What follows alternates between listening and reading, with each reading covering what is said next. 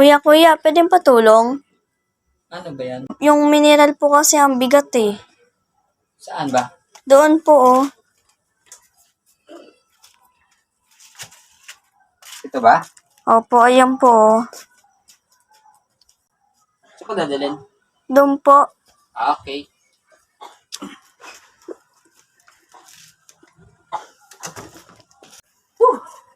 Bigat pala na ito. Pwede makipo? Sige po. Umuna ako. Nakapagod ko na.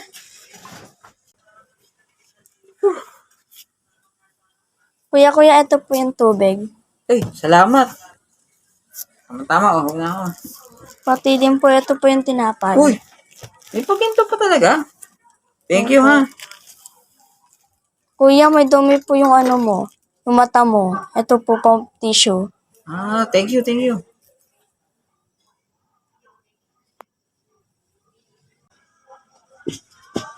Tito.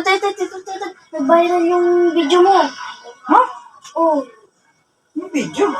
Nag-viral.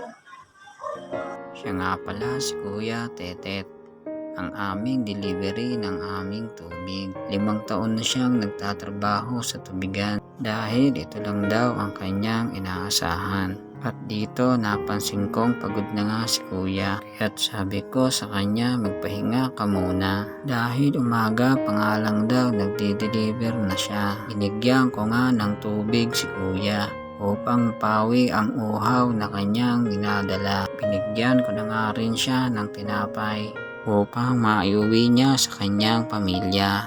Kahit nga tinapay lang binigay ko sa kanya. Kitang-kita ang kislap at ngiti sa kanyang mga mata at napaiyak na nga siya sa sobrang saya.